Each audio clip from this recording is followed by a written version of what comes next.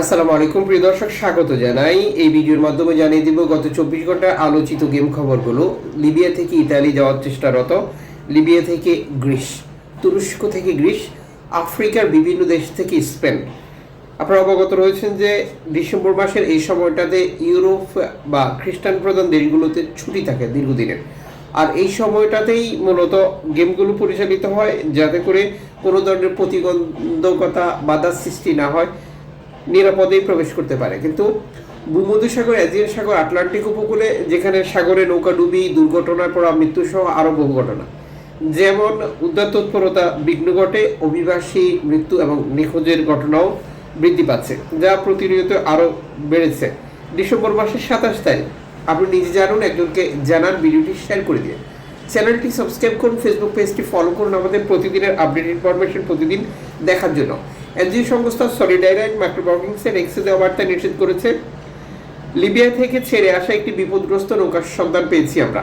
নৌকাটিতে থাকা 39 জন শরণার্থীকে উদ্ধার করেছি, যেখানে 2 জন নারী, 5 জন নাবালক শিশু ছিল। ইতালি কর্তৃপক্ষের সাথে আমরা যোগাযোগ করেছি তাদেরকে নামানোর জন্য। তারা আমাদেরকে 1000 কিলোমিটার দূরে টুস্কানিতে, যেটা লিবর্নোতে নামানোর অনুমতি দিয়েছে, যেটা সত্যি দুঃখজনক।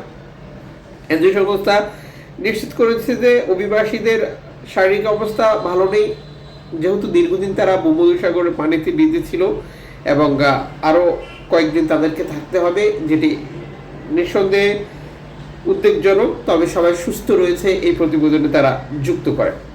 এদিকে এনজিও সংস্থা অ্যালামফোন মাইক্রোব্লগিংসের এক্সে দেওয়া বার্তায় নিশ্চিত করেছে, লিবিয়া থেকে ছেড়ে আসা একটি নৌকা, যেখানে 40 জন শরণার্থী ছিল, তীব্র সমুদ্র সংকটে পড়েছে তারা। লিবিয়ার জোয়ারা থেকে ছেড়ে আসা এই নৌকাটি ভূমধ্যসাগরে ভেঙে গেছে। নৌকাটিতে থাকা অভিবাসীদেরকে উদ্ধার করার জন্য লিবিয়ান কোস্টগার্ড, ফ্রন্টেক্স এবং আন্তর্জাতিক বাণিজ্যিক জাহাজগুলোর দৃষ্টি আকর্ষণ করেছে অ্যালামফোন রেডিও টেকনোলজি, যেগুলো ঠিক এই সময় সাগরে অবস্থান করছে। বিপদগ্রস্ত নৌকার শরণার্থীদেরকে উদ্ধার করার জন্য বার্তা পাঠানো হয়েছে, যদিও এখন পর্যন্ত অভিবাসীদের উদ্ধারের ব্যাপারে কোনো তথ্য নেই। এনজিও সংস্থা অ্যালামফোন রেডিও টেকনোলজি আরও একটি বার্তা নিশ্চিত করেছে, আমাদের সাথে বহু পরিবার যোগাযোগ করেছে যাদের আপনজন আফ্রিকা থেকে ছেড়ে স্পেনের উদ্দেশ্যে রওনা দিয়েছিল। 200 জন শরণার্থী ছিল নৌকাটিতে। 20 দিন অতিক্রাম বা 20 দিন হয়ে যাওয়ার পরে এখন পর্যন্ত আমরা নিশ্চিত হইনি যে তাদের ভাগ্যে কি ঘটেছে। অ্যালামফোন রেডিও টেকনোলজি আন্তর্জাতিক একটি বার্তা প্রচার করেছে এই ব্যাপারে কোনো তথ্য থাকলে জানানোর জন্য।